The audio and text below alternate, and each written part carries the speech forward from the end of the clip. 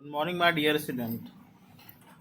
Today we are going to start another lecture of IUPAC nomenclature. Last lecture में बेटा हम लोगों ने कार्बोक्सिलिक एसिड के बारे में सीखा था कि कार्बोक्सिलिक एसिड को क्या कहते हैं। ठीक है, आज हम थोड़ा सा डिफरेंट नोमेनक्लेचर सीखेंगे, बहुत सारे और जो जो सफिक्स सेकंड के हैं। ठीक है बेटा, जैसे मैं तुमसे बात करूं, जो दूसरे नंबर पे है वो एक तो सल्फोनिक एसिड था और एथेनोइक मेथेनोइक एसिड है। ठीक है, तो अगर मैं तुमसे बात करूं बेटा एनहाइड्राइड, ठीक है, एनहाइड्राइड की अगर बात करें तो एनहाइड्राइड क्या होता है, COO ये होता है। ठीक है, अगर इसका स्ट्रक्चर हम देखें कुछ इस तरीके का होगा।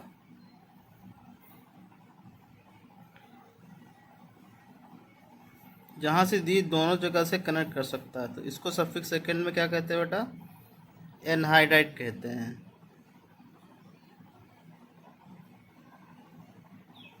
क्या कहते हैं, एनहाइड्राइड कहते हैं। ठीक है, तो आप कंफ्यूज मत हो ना। एनहाइड्राइड थोड़ा सा मतलब बिल्कुल क्या बोलते हैं, जो कार्बोक्सिलिक एसिड हम लोगों ने पढ़ा था उसी के बेस पे अकॉर्डिंग है। ठीक है, उसी के बेस के अकॉर्डिंग है। तो अगर मैं तुमसे बात करूं बेटा कि बताओ ये जो एनहाइड्राइड होता है, पहली बात तो एनहाइड्राइड जो होता है, एनहाइड्राइड होता है बेटा dehydration of final product of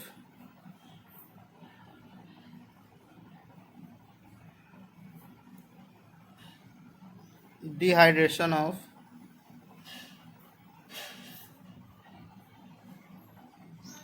two carboxylic acid.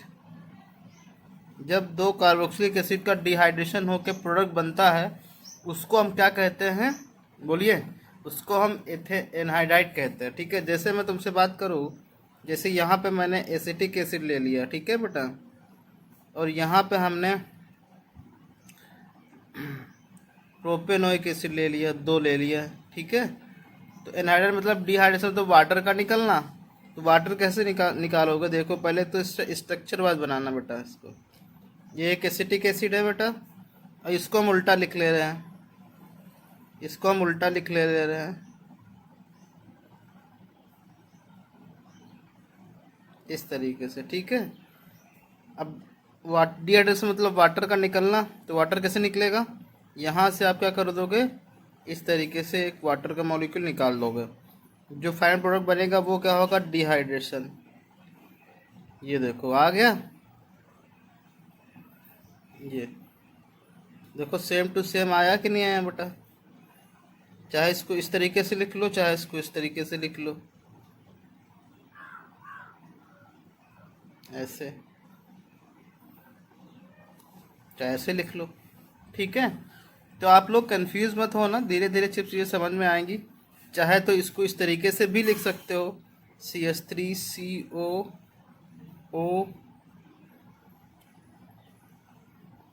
CH2CH3।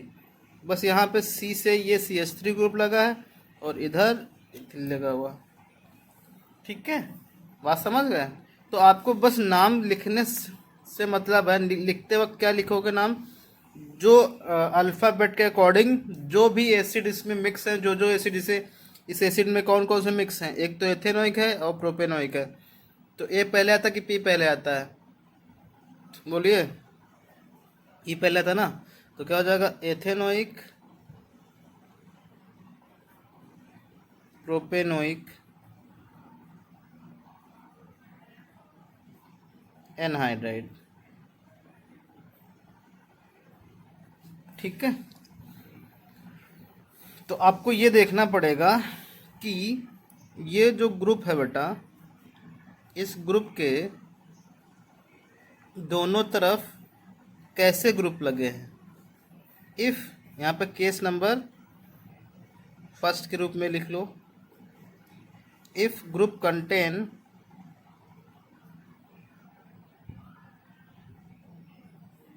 Same alkyl group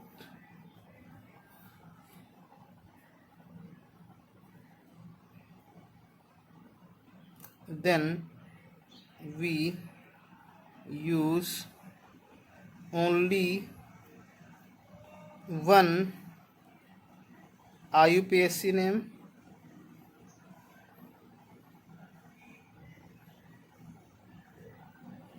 after that anhydride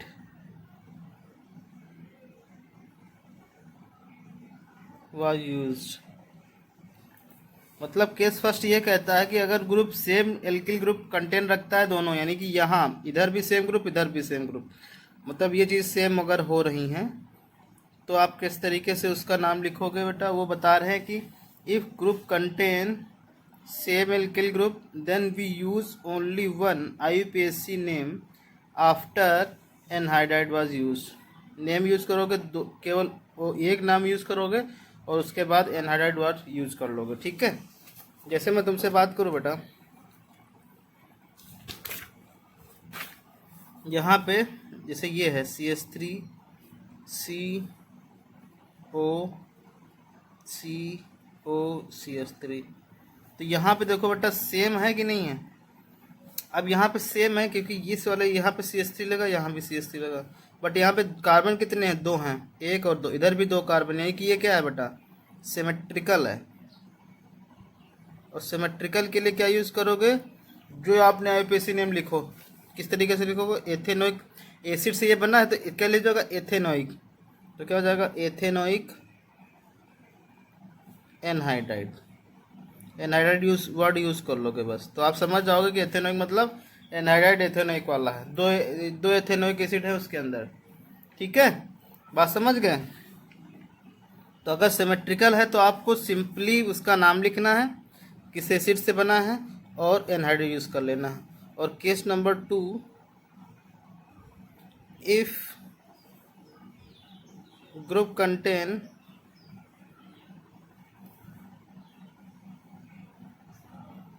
different FG, different alkyl group,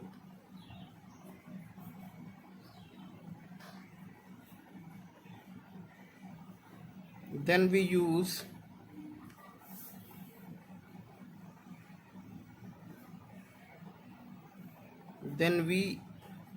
write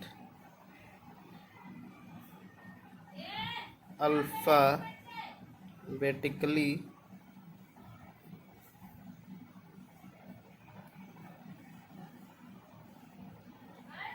name of acid, after that anhydride was used।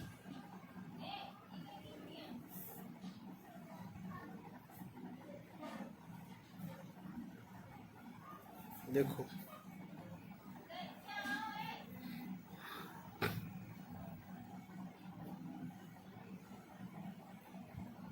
जैसे ये देखो बेटा, नाम क्या हो जाएगा, एथ, यहाँ 1 2 3 कार्बन, 2 कार्बन, तो क्या हो जाएगा एथेनोइक, फिर प्रोपेनोइक एनहाइड्राइड।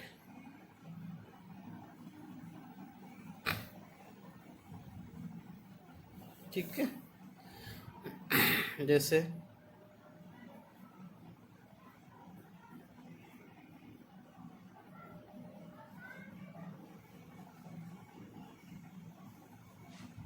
इधर बताओ 1 2 3 4, इधर 2, 4 के लिए ब्यूट ई पहले बाद में आता है, तो क्या हो जाएगा ब्यूटेनोइक,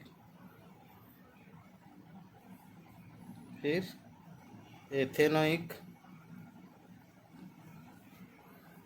एनहाइड्राइड।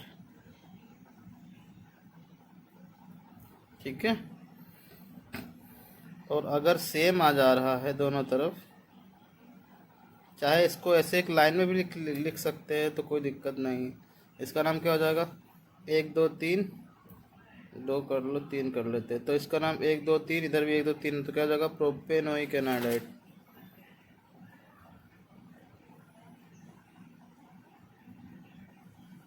ठीक है, तो प्रोपेनोइक एनहाइड्राइड क्यों लिखा है, क्योंकि इसके दोनों तरफ सेम ग्रुप एल्किल ग्रुप लगे हुए हैं, इसीलिए प्रोपेनॉइक एनहाइड लिखा गया। जबकि यहाँ पे डिफरेंट ग्रुप लगे तो उनका नाम अल्फ़ाबेट के अकॉर्डिंग डिफरेंट डिफरेंट तरीके से लिखोगे। तो ये था यूपीएससी नेम ऑफ क्या क्या बोलते हैं एनहाइडाइड ग्रुप। ओके, अब आगे ग्रुप की चर्चा करते हैं। अब एस्टर की चर्चा करेंगे। एस्टर ग्रुप क्या होता है बेटा, देखो ये RCOO, यानी कि दोनों तरफ RR लगे होते हैं। इसका स्ट्रक्चर कुछ इस तरीके का होगा।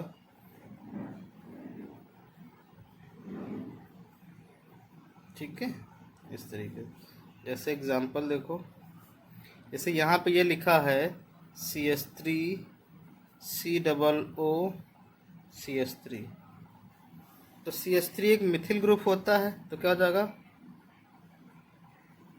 मिथिल एथेनोएट। एथेनोएट देखो, क्योंकि ये तुम्हारा मेन वर्ड में, अगर इसका स्ट्रक्चर हम देखें बेटा कुछ इस तरीके से बनेगा CH3 COO CH3।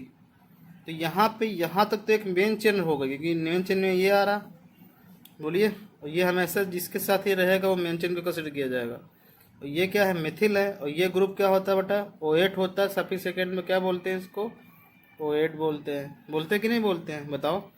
COOR को O8 कहते हैं ना, ये मिथिल ग्रुप लगा मिथिल, और ये एथ है, तो क्योंकि ये प्रीफिक्स में गया एथिल मिथिल, ये मिथिल हो जाएगा।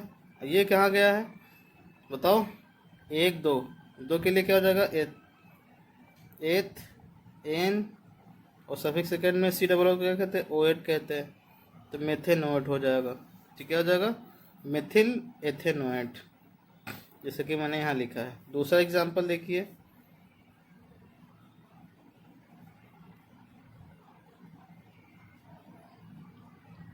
तो यहाँ पे कंफ्यूजन वाली ये बात है बेटा, क्योंकि एसिड में और इसमें अंतर क्या होता है। यहाँ पे देखिए, यहाँ पे COO है, दोनों तरफ इसमें एल्किल ग्रुप लगे, जबकि एसिड में एक तरफ H लगता है। ठीक है, तो एक तरह देख लो इधर, यहाँ पे क्या हो जाएगा बेटा एथिल हो जाएगा, एथिल, इधर 1 2 3 प्रोपेनोएट। ठीक है, क्योंकि इसको एस्टर को सफिक्स सेकंड में O8 बोलते हैं। ठीक है, तो कुछ नाम हम दे रहे हैं, उनका नाम लिखो। ठीक है बेटा, चलिए DPP भेज दे रहे हैं आप लोग को, DPP भेजता हूँ, उनका नाम लिख के मेरे पास भेजिए। चलिए,